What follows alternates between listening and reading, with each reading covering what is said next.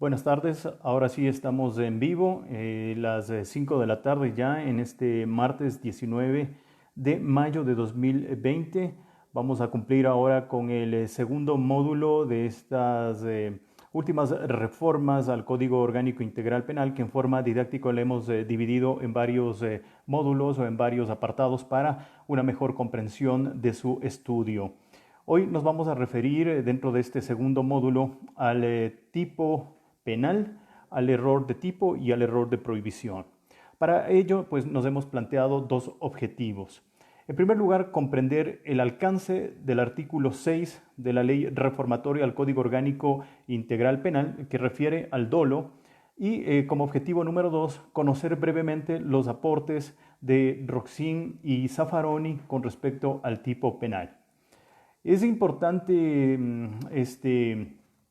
tener en cuenta, por ejemplo, dentro de esta ley reformatoria al Código Orgánico Integral Penal, el artículo 6 de esta ley reformatoria, este artículo 6 que refiere precisamente al dolo, que contenía la persona, refiere a la persona que tiene el designio de causar daño. La ley reformatoria prácticamente evoluciona, cambia o actualiza el concepto de dolo de acuerdo a la dogmática alemana y refiere ahora que de acuerdo al artículo 6 de esta ley reformatoria que sustituye el artículo 26, entendiéndose por dolo cuando una persona actúa con conocimiento de los elementos objetivos del tipo penal y que la ejecuta en forma voluntaria la conducta. En ese sentido, es importante entonces conocer brevemente cuáles son aquellos elementos fundamentales o cuáles son aquellas bases fundamentales que nos hacen ahora menester y necesario actualizar el conocimiento de dolo en las últimas reformas al Código Orgánico Integral Penal. Me he permitido pues compartir con todos ustedes, asumiendo este gran riesgo de y conocer cuáles son los aportes principales, de los pensamientos principales de Roxin, así como de Zaffaroni, como pensadores de mayor influencia en la discusión contemporánea del derecho penal. En ese sentido, pues yo creo y considero de que es un reto, me parece a mí, fundamental, un reto muy importante que estamos haciendo y debemos hacer sobre cuáles son estos pensamientos que ahora pues, nos hace necesario su conocimiento. Y en ese sentido vamos a trabajar un poco de Roxin, insisto, tratando de aproximarnos con esos aportes, tratando de aproximarnos con ese pensamiento tan complejo, tan técnico del profesor Roxin. Recordemos que el profesor alemán ha recibido creo que como más de 20 doctorados honoris causa. Entonces, realmente asumiendo ese riesgo de que al menos en nuestro país es incipiente la dogmática jurídica, vamos a tratar de aproximarnos, por eso es el título del módulo, aproximación a los aportes científicos de Roxin y Zaffaroni con relación al tipo penal. Roxin, dicho sea de paso, hace un aporte valiosísimo, por ejemplo, al tema de la imputación objetiva, la autoría inmediata, entre otros.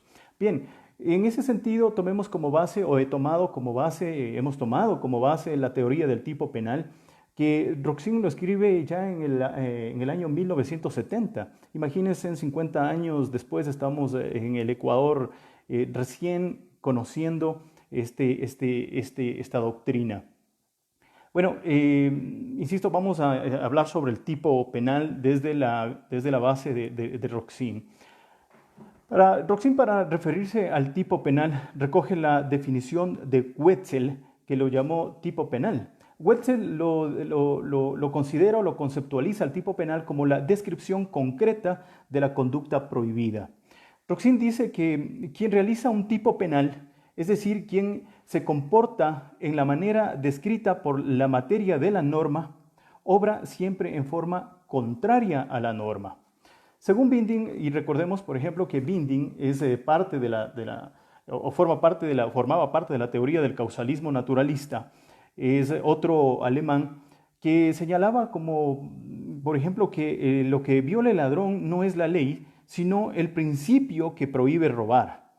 Lo que vulnera, dice Binding, es el supuesto hipotético de la norma jurídica y no la ley. ¿Okay? Aquí se desarrolla entonces y se le debe pues, a Binding la teoría de las normas. Bueno, hasta aquí no hay todavía antijuricidad, ¿no? Es decir, una conducta contraria a la norma puede ser permitida, según Roxin, mediante las proposiciones permisivas, lo que conocemos ahora como las causas de justificación o las circunstancias eximentes. Roxin llamó al tipo como órdenes jurídicas, es decir, prohibiciones o mandatos, en forma de prescripciones. Roxin hace una crítica dogmática a la teoría del tipo penal de Wetzel. Roxin consideraba de que estos valores como la seguridad jurídica, la justicia, de pronto se ponían en riesgo o ponía él en duda si es que estos sirven como fundamento precisamente para alcanzar esos valores como es la seguridad jurídica o lo que mencionábamos, la justicia, ¿no? Bueno, aquí Roxin, por ejemplo, se plantea un interrogante muy importante. Y él dice, bueno, ¿cuál es la función del tipo penal que debe cumplir en el derecho penal? Entonces, se genera de esta manera las bases o los pilares sobre la teoría moderna del tipo penal. En primer lugar, o la primera base, refiere a la función de garantía del tipo.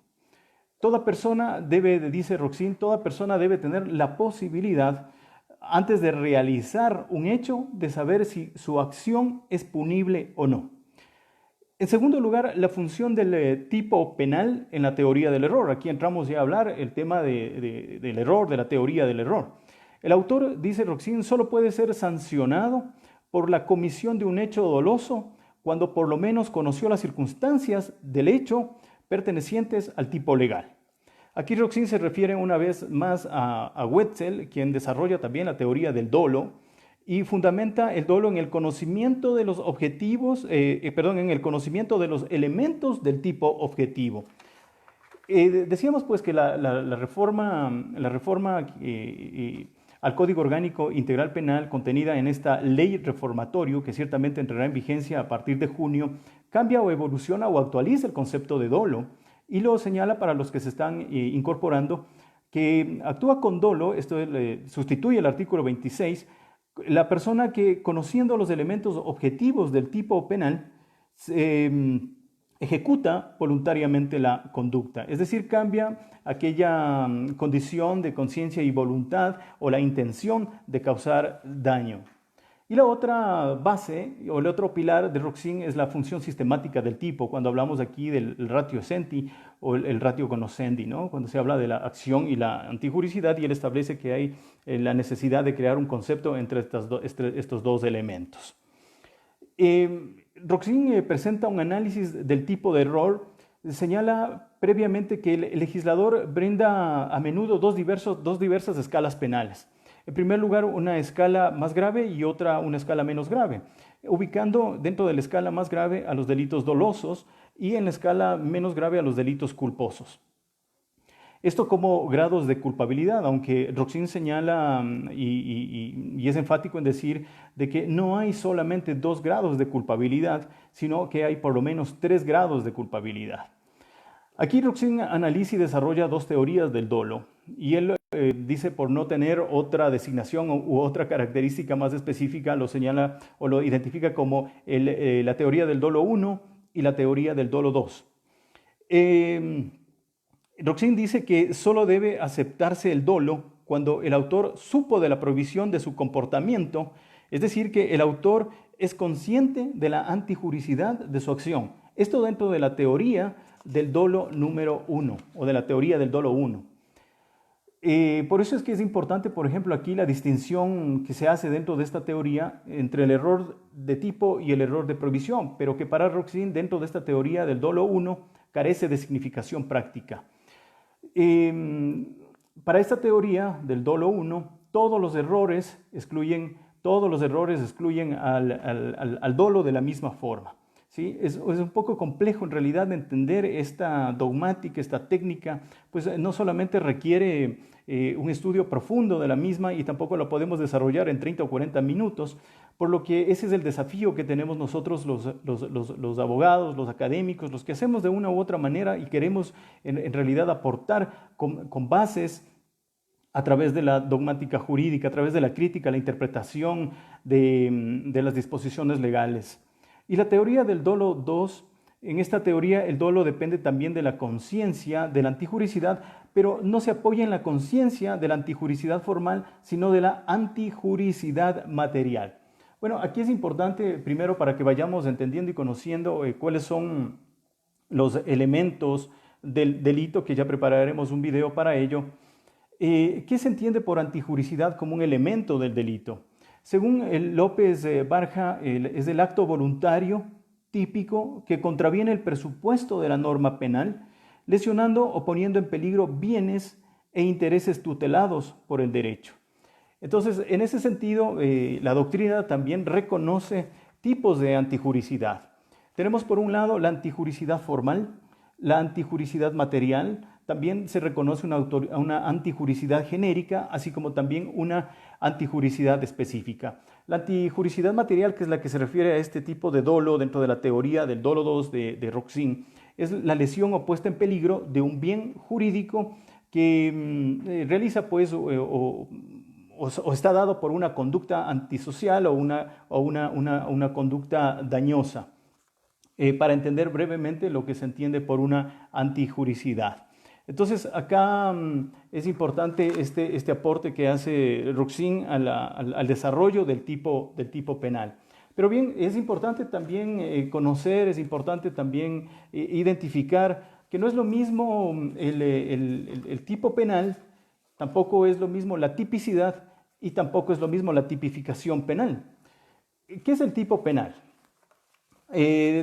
Bueno, para hacerlo así en forma general, en forma rápida, el tipo penal es una descripción de un acto omisivo o activo como delito establecido en el presupuesto jurídico de una ley penal. Es decir, es la descripción de una conducta, es la descripción de una acción o una omisión.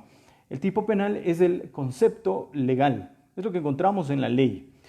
Aquí, por ejemplo, la calificación del comportamiento como delito lo hará siempre el fiscal. Por eso es que es importante en realidad conocer estos elementos a la hora de desvirtuar responsabilidades cuyo papel o cuyo rol le corresponde a la Fiscalía General del Estado. Ahora, ¿qué es la tipicidad? ¿Quién aplica o quién desarrolla esa tipicidad? La tipicidad efectivamente lo aplica el juez o la jueza de garantías penales. Y se refiere básicamente a esa conducta, es decir, la adecuación del acto humano voluntario ejecutado por el sujeto a la figura descrita por la ley penal como delito. Es decir, es la subsunción del acto humano voluntario al tipo penal. Debe ser una adecuación jurídica, ¿no? Hasta aquí entonces el tipo penal es la descripción abstracta de la conducta. La tipicidad, es decir, es la adecuación de esa conducta al tipo penal, y la tipificación penal es la que realiza el legislador. Miren estos tres actores que actúan indistintamente, pero que están estrictamente también relacionados con el tipo penal. Insisto, el tipo penal, descripción de acto, descripción de conducta, acción u omisión, en la que interviene, por ejemplo, acá, como ya lo habíamos señalado, la o el fiscal. Y dos, la tipicidad, que lo aplica la jueza o juez de garantías penales. Y finalmente la tipificación penal, que es lo que llamaría el profesor Zaffaroni la criminalización primaria, que es lo que realiza el legislador. Con eso entonces tenemos claro lo que estamos hablando sobre el tipo penal. Ahora, ¿cuáles son los elementos del tipo penal? Cuando nos referimos a los elementos objetivos del tipo penal, tenemos que manifestar de que la doctrina reconoce tipos subjetivos, normativos, elementos valorativos incluso, si se quiere, dentro del tipo penal. ¿Por qué también hemos querido traer a esta discusión a Zaffaroni? Porque Zaffaroni ciertamente se ha convertido pues, en un pensador con mucha influencia en América Latina, en el pensamiento penal latinoamericano. Y me parece a mí sumamente importante, no sin dejar de citar, por supuesto, por ejemplo, a Bacigalupo, a Núñez, que también Ricardo Núñez, que por ejemplo hacen un excelente trabajo también sobre el tratamiento y desarrollo del tipo penal. Pero insisto, Raúl Zaffaroni tiene una influencia bastante marcada en nuestra región por nuestra proximidad y pues consideremos de que él es actualmente juez de la Corte Interamericana de Derechos Humanos. Él también hace una reflexión, hace un análisis del tipo penal desde su manual de derecho penal, que parece ser que él lo escribe casi en la misma, en el mismo tiempo, en la misma época que lo hace Roxin, bueno, unos años un poco más tarde nada más, pero décadas de los 70, y que parece ser que él lo desarrolla en Alemania. Bueno, ¿qué es lo que para Zaffaroni, qué es el tipo? Nos estamos refiriendo al tipo penal. Él señala que son fórmulas legales que señalan pragmas conflictivos. Y él dice que los pragmas conflictivos son conductas, son circunstancias y resultados que amenazan con una pena. ¿Okay? Él señala que el tipo es una fórmula textual de selección de acciones que en su gran mayoría el poder punitivo usa para seleccionar, vigilar y molestar a las personas. Bueno, él tiene también una visión por eso me parece sumamente importante traer a la colación el estudio con Zaffaroni porque tiene una visión más integral, tiene una visión más holística del conflicto social. Posiblemente, si me estoy equivocando, me hacen los comentarios, pero me parece a mí que Roxin hace un estudio bastante técnico de estos temas. Zaffaroni me parece a mí que es más pedagógico en cuanto a en cuanto a la doctrina. Pero en todo caso, él señala que mientras mayor es el número de tipos penales, mayor será el número de personas sometidas a vigilancia. Mientras más leyes se crean, mientras más tipos penales se crean, es como que, dice Zaffaroni, merma, se limita nuestras libertades. Entonces, el tipo penal para Zaffaroni es la fórmula legal necesaria al poder punitivo para habilitar su ejercicio formal y también al derecho penal, para reducir hipótesis de pragmas conflictivos y para valorar limitadamente la prohibición penal de las acciones sometidas a decisión jurídica. En ese sentido, Zaffaroni, pues tratando de releer a Roxin, él dice que el tipo penal es una traducción aceptada del alemán Tabestán, que es un supuesto de hecho fáctico y un supuesto de hecho legal. Un supuesto de hecho fáctico que contiene conductas concretas. Él refiere a esas acciones en particular, es decir, a todo lo que refiere al mundo real. Y por otro lado, un supuesto de hecho legal, es decir, la descripción del texto legal, es decir, lo que encontramos en el articulado, en las disposiciones legales, ¿sí? Entonces él dice que el tipo es una moneda con dos caras, ¿no? Por un lado, la descripción de la conducta en concreto y por otro lado, la descripción abstracta de esa conducta a través del texto legal. Entonces, por eso es que Zaffaroni prefiere llamar tipo a lo abstracto y a la fórmula legal abstracta y prefiere también llamar a pragma a lo particular y a lo concreto. Bueno, en realidad esto es súper complejo, en realidad esto es un tema teórico muy complejo de entender, de explicar, por supuesto, y como vuelvo a decir, es la tarea de todos nosotros ir desarrollando estos conceptos que desde hace 50 años ya en Alemania se generó. Bueno, continuando con este estudio, este análisis que no resulta nada fácil. Zaffaroni señala que sería un error creer que los tipos son de naturaleza puramente descriptiva. Dice él, requiere de una interpretación técnica de naturaleza jurídica y valorativa. La interpretación de los tipos penales está ligado al juicio por el cual se determina si una acción real y concreta es típica o sea si se constituye en materia prohibida. Por otro lado, él clasifica a los elementos del tipo. Por un lado, él dice que hay elementos interpretables y por otro lado, elementos no interpretables. Elementos que se individualizan. ¿Cuáles son los elementos interpretables? Se llaman también los elementos descriptivos, lo que ya veníamos mencionando, es decir, el tipo penal contiene elementos descriptivos. Y Zaffaroni dice que son elementos que se individualizan con el lenguaje común, con el lenguaje científico, con el lenguaje jurídico, por ejemplo. Y por otro lado, los elementos no interpretables, es decir, elementos valorativos o normativos, que son remisiones valorativas del comportamiento. Aclara Zaffaroni que el tipo penal nace de una necesidad lógica y no del principio de un crimen no lo pueden sin el eje, es decir, no hay delito, no hay pena sin delito, ¿no? sin ley. La existencia de los tipos es un presupuesto necesario para la vigencia de aquel principio. Bueno, para no abundar mucho en este tema, entramos al tratamiento breve del error o los errores, como lo señala él, los errores exculpantes, como vuelvo a señalar, así lo refiere Zaffaroni, errores exculpantes. Y aquí él encuentra fundamentos o bases para considerar aquellos errores. Él dice que no se puede reprochar a quien no sabe. Y es decir, que quien realiza una acción debe saber, y aquí entra el elemento conocimiento, que dicha acción está penada y por ende merece el carácter de reprochabilidad, es decir, el carácter de, o el otro elemento del delito que es la culpabilidad.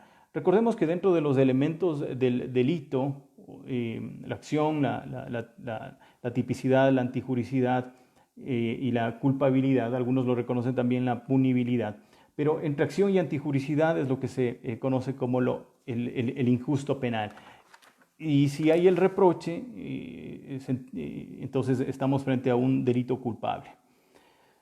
Zaffaroni dice que se pasa de haciendo pues una reflexión sobre el error de derecho, por ejemplo, en donde toda persona se consideraba que no debe conocer la ley y que no, la falta de ese conocimiento no exime a persona alguna, viola estrictamente el principio de culpabilidad.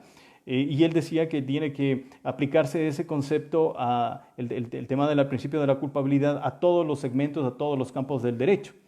Y decía él, Zaffaroni me refiero, que pasamos de una era del iluminismo en donde se supone que todas las personas conocían la ley a una etapa en donde prácticamente, por lo general, todas las personas desconocen de la ley y mucho más, incluso, dice él, quienes las interpretan técnicamente tienen incluso grandes dificultades para desarrollar o conocer estas normas jurídicas.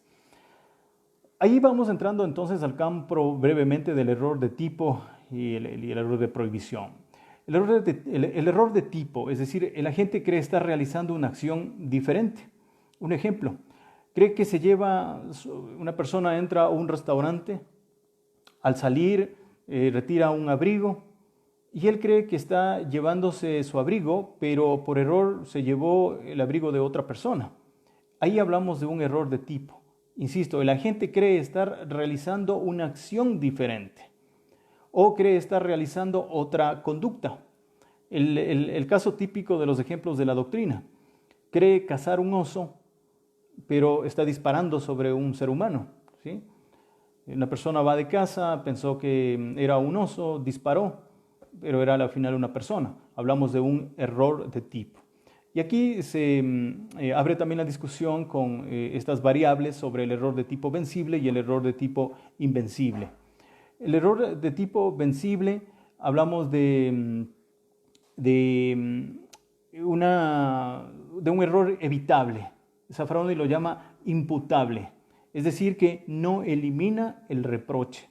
¿Okay? Es decir, cuando hubiera podido evitarse aplicando las más elementales normas de cuidado, no se lo hizo. Entonces hablamos de un error vencible, hablamos de un error imputable o de un error evitable. Luego hablamos de un error de tipo invencible, es decir, que da lugar, ahora sí, a la inculpabilidad. ¿Okay? Cuando ni en la aplicación de las más elementales normas de diligencia exigible se hubiera podido evitar. Luego entramos al estudio breve del error de prohibición, es decir, a comprender también este tipo de error que la doctrina y que ahora pues, nos pone a colación dentro de estas nuevas reformas al Código Orgánico Integral Penal. Pero para no entrar en este campo bastante amplio, bastante profuso que los teóricos como Zaffaroni, que lo estamos citando, refieren, solamente vamos a describir brevemente, por razón de tiempo, cuáles son aquellos errores de prohibición que contempla la doctrina. Por un lado, el error de conocimiento de la prohibición, error del alcance de la prohibición, error de comprensión de la prohibición. Habla también de un error indirecto de la prohibición por falsa suposición de la existencia legal de una causa de justificación. Por otro lado, también un error indirecto de prohibición por falsa suposición de un supuesto fáctico de justificación. Cree que es agredido y se defiende.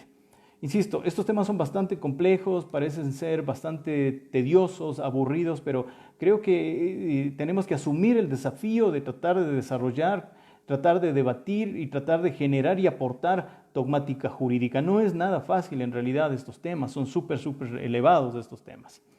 Pero ¿qué se entiende según Zaffaroni por error de prohibición? Él señala que es aquel que impide exclusivamente la comprensión del carácter y entidad del injusto del acto. Es decir, el error de prohibición surge ante el desconocimiento de que la acción cometida está prohibida por el ordenamiento jurídico. ¿Sí? En ese sentido, ya el dolo, conocido, bueno, hasta junio que entra en vigencia estas reformas como la intención positiva de causar daño, es decir, ese elemento subjetivo ahora se traslada a los elementos objetivos. Generalmente está posicionada en la tipicidad, en la antijuricidad, o puede estar en cualquiera de esos elementos. Es decir, una persona para que sea culpable o señalada bajo ese elemento de la culpabilidad tiene que haber conocido los elementos del tipo objetivo que ya lo vamos a describir. Cuando hablábamos de la tipicidad, entonces decíamos que hay algunas funciones, entre ellas una función seleccionadora, como ya lo señala el profesor Zaffaroni, de los comportamientos humanos penalmente relevantes. También hay una función de garantía. Bueno, el profesor Roxin decía que esta permite sustentar el principio de legalidad, el nullium crimen nulla poena sin el eje. Zaffaroni dice que más bien esto es un presupuesto para aquel principio, pero en todo caso es una función del tipo penal. Y una función también motivadora general, que permite el legislador, o con lo cual el legislador permite de alguna manera indicar a los ciudadanos qué comportamientos están prohibidos y espera que la conminación penal contemplada en los tipos, los ciudadanos se abstengan de realizar posteriores conductas penales. Entonces, de alguna manera esto se puede concebir como una función del tipo penal. Y dentro de la estructura del tipo penal, que decíamos es la descripción de la conducta, acción u omisión, en ese sentido, ¿cuál es la estructura del tipo penal? Por un lado, ahí nuevamente insistimos, una conducta externa, una conducta interna.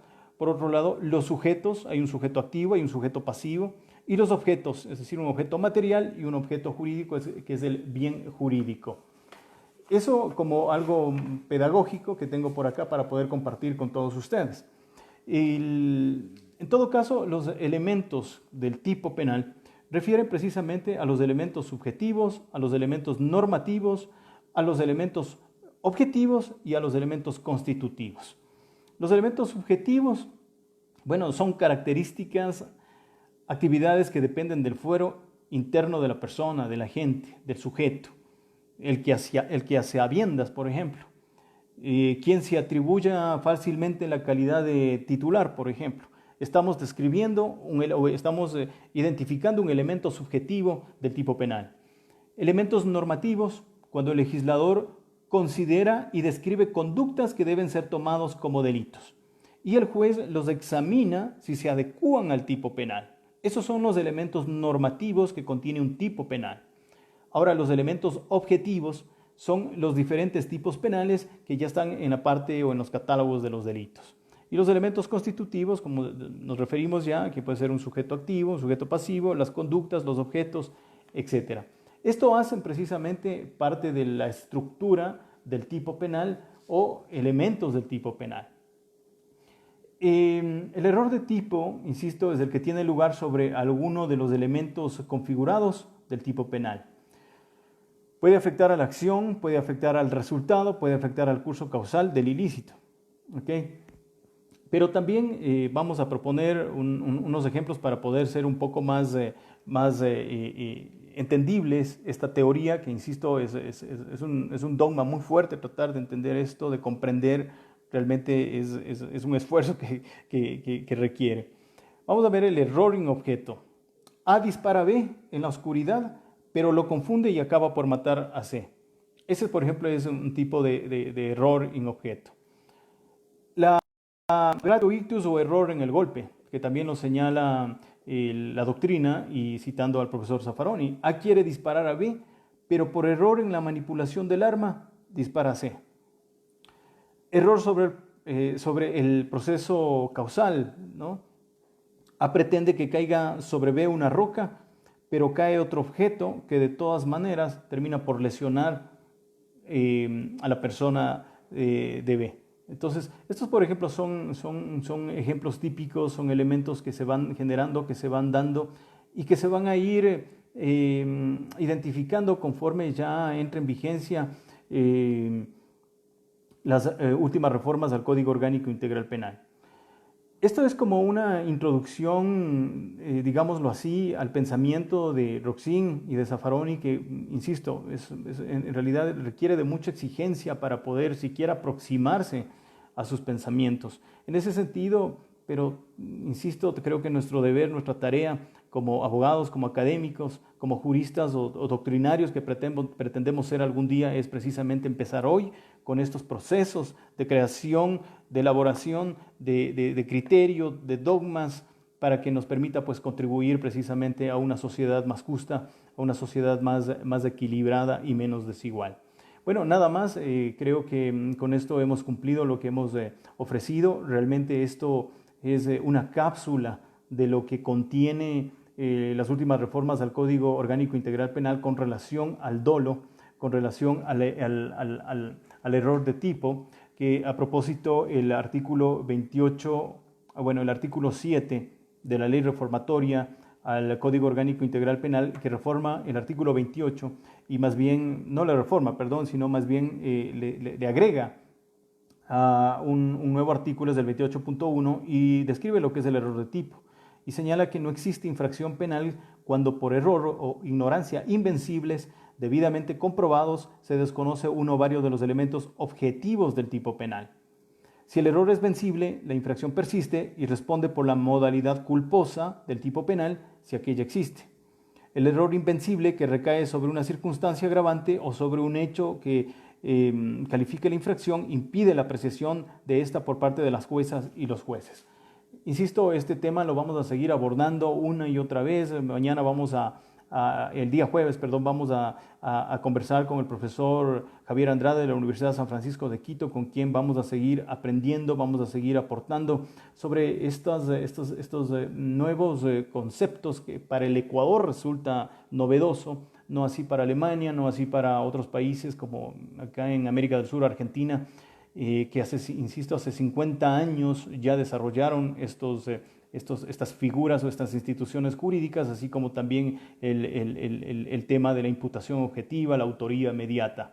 Tiene ya mucha data, así es que el reto queda planteado para todos. Bueno, hasta aquí espero haber cumplido de alguna manera, haberme aproximado a un tema tan complejo, tan teórico, tan dogmático, que en realidad resulta bastante difícil poder siquiera aproximarse a estos niveles de desarrollo intelectual, de pensamiento de estos grandes doctrinarios como es el profesor alemán Roxin y el profesor argentino Raúl Zaffaroni. Y nada, mañana vamos a estar también en vivo con el doctor Diego Salamea desde Cuenca, hablando sobre la criminología, la importancia de esta materia en tiempos de pandemia.